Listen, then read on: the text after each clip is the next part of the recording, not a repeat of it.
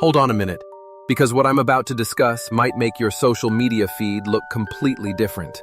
I'm seeing it everywhere, and you are too. The best men, the successful, intelligent, and genuinely attractive men are choosing to stay single for years. Not months, but years.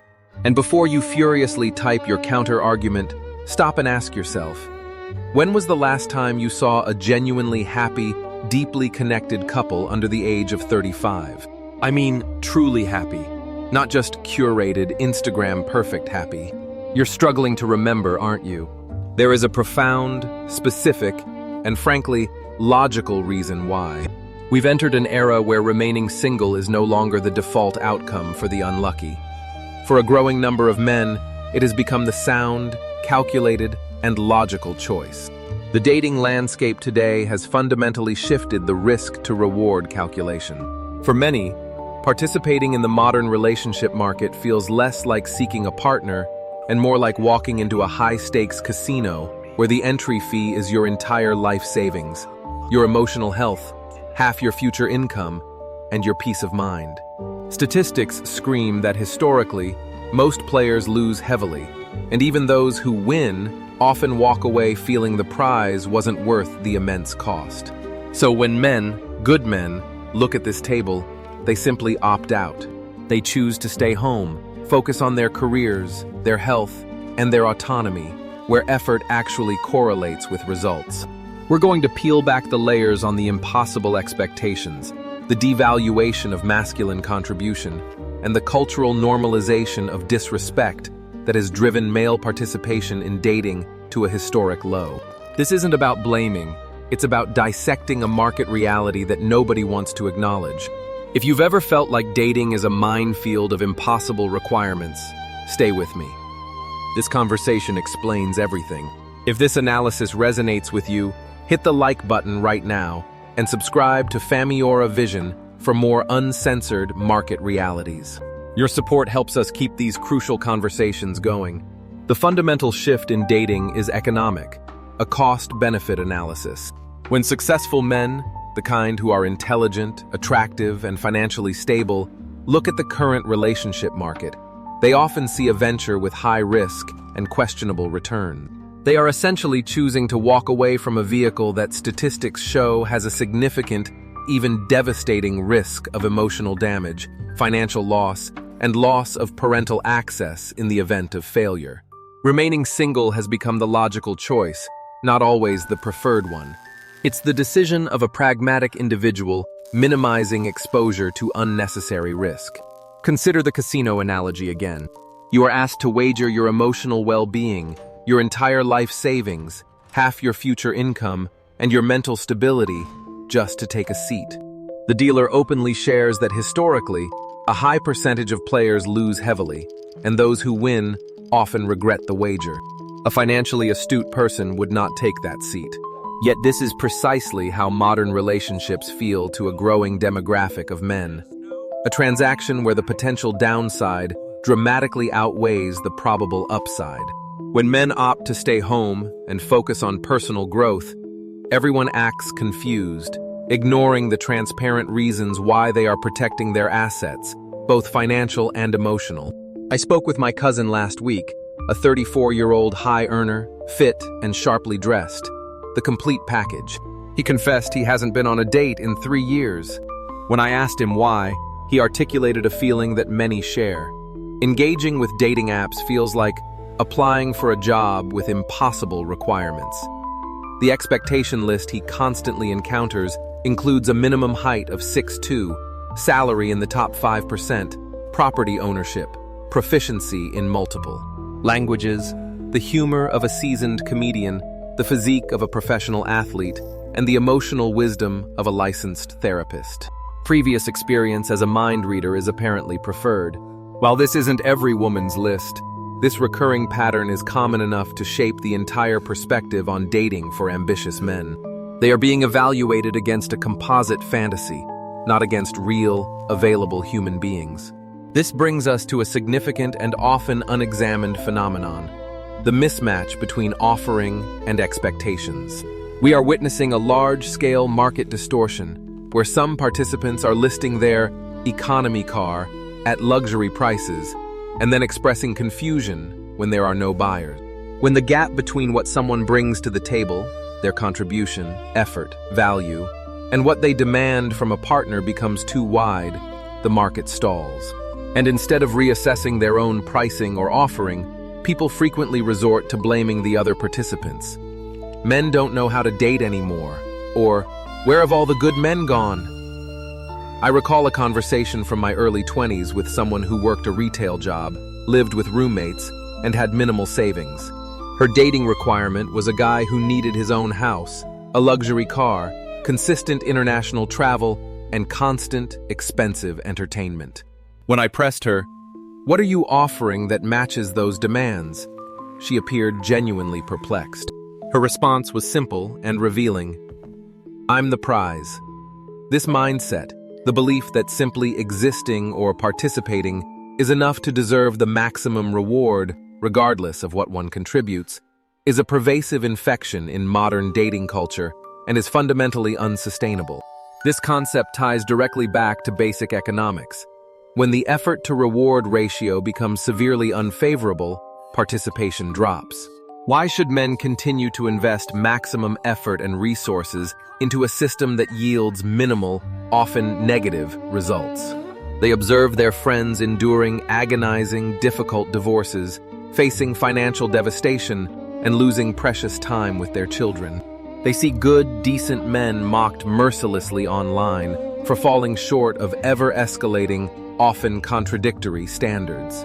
They see widely circulated videos where people boast about using dates purely for free meals, and hear about group chats dedicated to strategies for extracting resources with minimal emotional investment. In this environment, the declining male participation in dating is not a mystery. It is a predictable, rational outcome. Many have simply opted out, redirecting their energy toward careers, hobbies, and supportive male friendships, areas where their effort is reliably correlated with success and happiness. Furthermore, a significant part of the problem lies in the systemic devaluation of traditional masculine contribution. A man today might work 60 hours a week, manage financial stability, maintain the home, offer emotional support, remember key dates, and plan thoughtful, memorable experiences. Yet the common cultural response is often, "That's the bare minimum." The goalposts have been moved so far that achieving traditional markers of success and contribution barely earns a nod, let alone respect. Previous generations had different frameworks. A man who provided for his family was respected and appreciated for that contribution. His partner valued what they built together. Now the recognition is diminishing while the expectations are constantly amplifying. This cultural hostility is palpable. Conduct a simple exercise on any social media platform. Search for phrases like "men are trash" and count the posts and supportive comments. Then, search for "women are trash" and observe the immediate difference. One is a viral trend. The other is swiftly removed or flagged as hate speech. We have effectively normalized pervasive, low-level disrespect toward masculine effort and contribution. Yet we express surprise when men leave the hostile environment we created. It's an environment that punishes sincere effort and rewards low-investment indifference. The emotional and financial calculus of modern dating is further complicated by real-world experiences that deter participation. Consider the anecdote of the 28-year-old software developer, a genuinely good kid earning a solid $80,000 a year. He shared his experience on a recent date. He paid for the expensive, upscale restaurant she selected and attempted genuine conversation.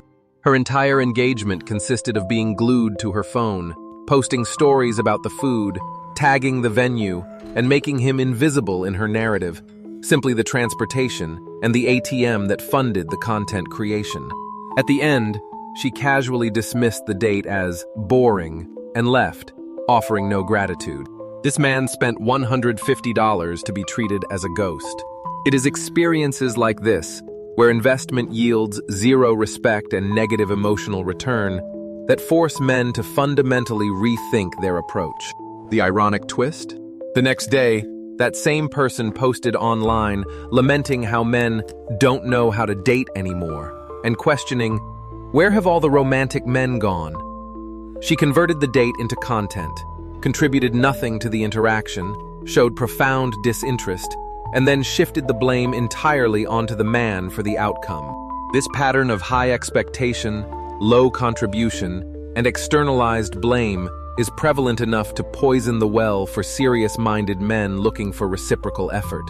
The required criteria in dating lists also reveals a deep disconnect from mathematical reality. Take the expectation of property ownership.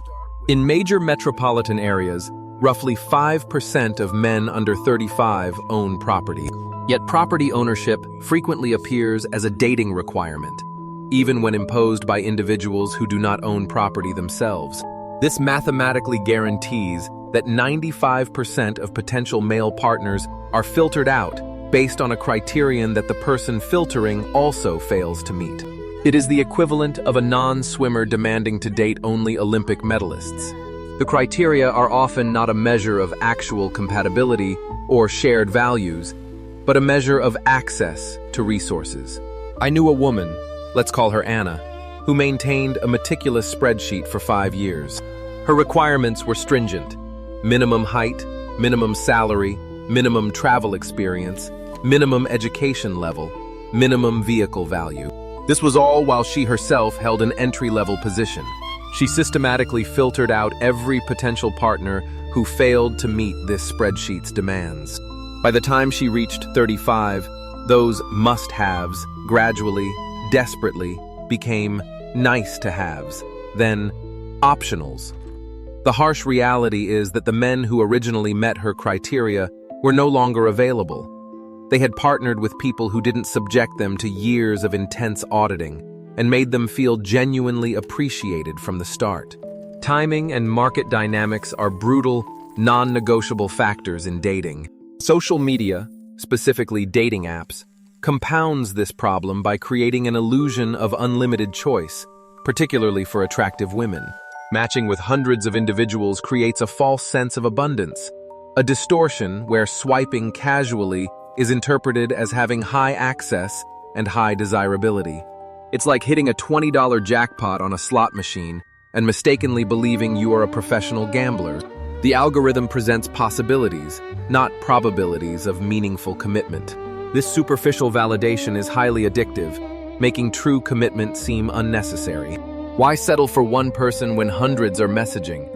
The critical oversight is that those hundreds are usually interested in low-effort, casual interaction, not in building a foundation. For young men today, the advice is increasingly to avoid the apps entirely. They are often a terrible investment of time and energy for the average man, forcing him to compete against carefully curated, exaggerated profiles and unrealistic fantasies. Even if he succeeds, he often wins someone who already feels they are settling, constantly monitoring the apps to see if they can find a marginally better option. This dynamic is corrosive and cannot serve as the basis for anything meaningful. The physical act of approaching women has also been rendered a minefield. Approach at work? Potential HR issue, risk of job loss. Approach at the gym? Risk being labeled a creep, having your photo posted online. Approach at a bar? You're bothering her. Approach anywhere public? Risk of a harassment claim. Yet simultaneously, the collective question remains, why don't men approach anymore? And where did confidence go? The environment is rigged to punish initiative, and men have noticed the danger signs. The ultimate reason for the withdrawal is the realization that being alone isn't the worst outcome. Being undervalued is. Being constantly seen as an ATM, being subjected to endless comparison with past partners or social media fantasies, these are the real costs men are avoiding. The shaming tactics frequently deployed, lower your standards, you should approach, what's wrong with you, have lost their effectiveness because men can reference their bank account, their peace of mind, and their increasing autonomy. There is a genuine, profound peace that comes with autonomy. No constant, arbitrary conflict. No emotional volatility. No walking on eggshells. You come home to quiet, Your resources are yours to allocate without scrutiny. Your time is yours to invest in meaningful development. Your major decisions are your own. For many men, this isn't loneliness, it is freedom, and the bar for giving up this freedom is astronomically high. They have adapted successfully to solo life, finding loyal companionship in dogs, emotional support in strengthened male friendships, and purpose in career advancement and skill development. This successful adaptation has made many men genuinely content. While many men have successfully adapted to life with autonomy and peace, focusing their energy on building wealth and health, a different pattern is observed in the other half of the market.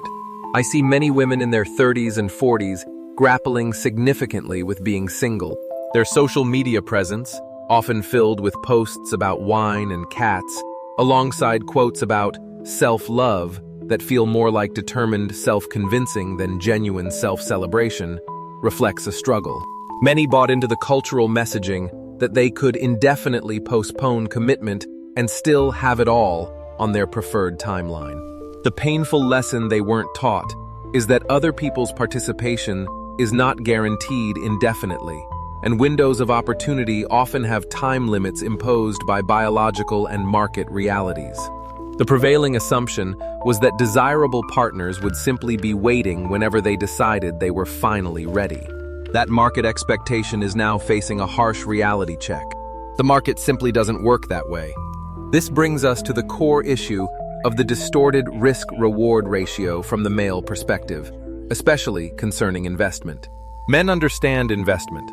When you allocate substantial resources, time, money, emotional energy, you expect potential returns proportional to the risk involved. The stock market involves risk, but it also offers the potential for significant wealth creation. That is a reasonable risk-reward ratio. Modern relationship dynamics, however, often present as high risk with questionable, frequently negative returns. It often feels like investing in a venture that is fundamentally designed to consume resources, offer minimal genuine benefit, constantly blame the investor for insufficiency, and then potentially demand half of everything else when the venture inevitably fails. This isn't an investment opportunity. It is a guaranteed loss scenario with extra emotional steps. This perspective alone is sufficient to discourage rational male participation. The pervasive double standards further solidify this choice to opt out. The rules of acceptable preference seem to apply overwhelmingly to only one side of the equation. Height requirements? Totally acceptable. Know your worth.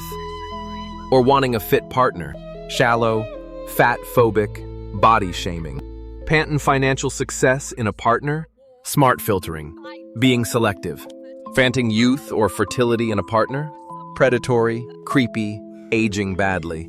Refusing to date men shorter than you? Valid preference, respected.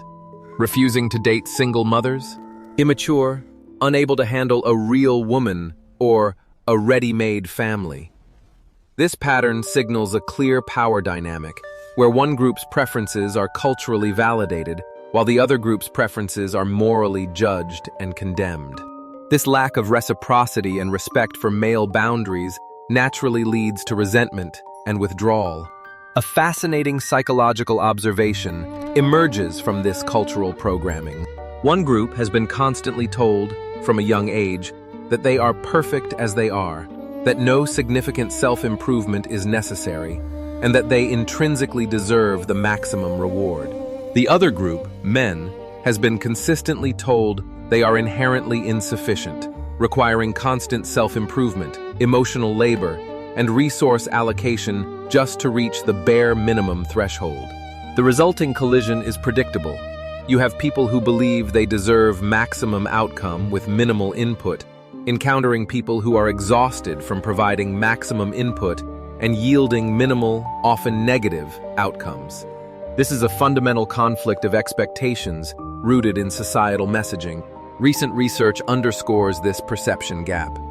A significant majority of women rate most men, often 70% or more, as below average in attractiveness. This is a mathematical impossibility. The majority cannot be below average, but it reveals a massive distortion in perception. When the average person perceives the average potential partner as beneath them, widespread dissatisfaction, market stalling, and general unhappiness become inevitable. This is not strictly a relationship problem. It is a deep-seated perception problem, fostered by social media's curated reality. Paradoxically, the men who do succeed in modern dating often possess a crucial trait: genuine indifference to external validation from their partners. They have internalized that relationship drama is unimportant background noise, treating the pursuit of a partner with low investment detachment. This paradox creates a strange dynamic where genuine care and deep investment from a good man often makes him invisible, while the man who demonstrates low effort and minimal care becomes highly sought after. Consequences, however, do not negotiate. Many women in their late 30s and 40s are discovering this reality. The good men they filtered out in their 20s based on the spreadsheet requirements are now either contentedly single with accumulated resources and hard-won peace, or partnered with women who appreciated them early on. The dismissive attitude and uncompromising demands that seemed acceptable a decade ago are no longer charming or viable. The market has delivered its verdict. The men capable of meeting the original high standards are no longer looking at the women who enforced those standards. The window has closed. The narrative that has emerged is clear.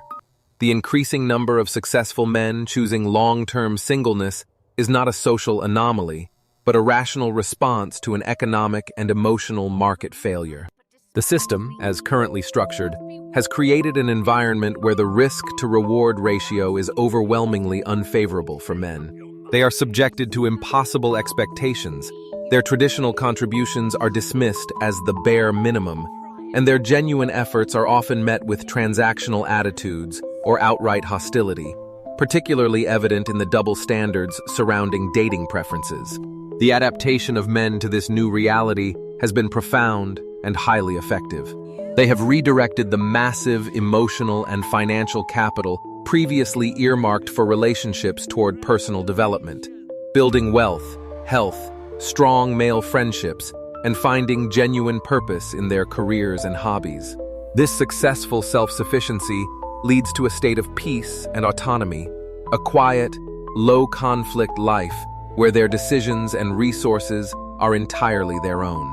This freedom is so valuable that the bar for giving it up, for entering into a high-risk modern partnership, is now prohibitively high. The shame tactics that previously drove participation no longer work, because men realize that being alone is infinitely better than being undervalued or actively exploited. On the other side, the cultural delusion of unlimited choice, heavily reinforced by dating apps, has led to market inefficiency and missed opportunities. The failure to align expectations with one's own contribution has caused many to delay commitment, only to face the harsh, non-negotiable reality of market timing and biological windows in their later years. The men who met the high, unrealistic standards early on have moved on, leaving a market where the available partners are either similarly high demand, low contribution, or simply not the desired match. This decline in male participation is accelerating the decline in birth rates and the rise in general societal loneliness. The current trajectory will not change until there is a collective acknowledgement of these dysfunctional dynamics. For men, the path remains the same. Focus primarily on self-improvement, wealth building, and happiness. If a partner genuinely adds reciprocal value and peace to your life, great. If not, you've lost nothing and preserved everything. For everyone else, the inevitable conclusion is that market reality is undefeated. You can call the system unfair, but until expectations align with reality and contribution is genuinely valued, the best men will continue to opt out, prioritizing their autonomy and their peace of mind.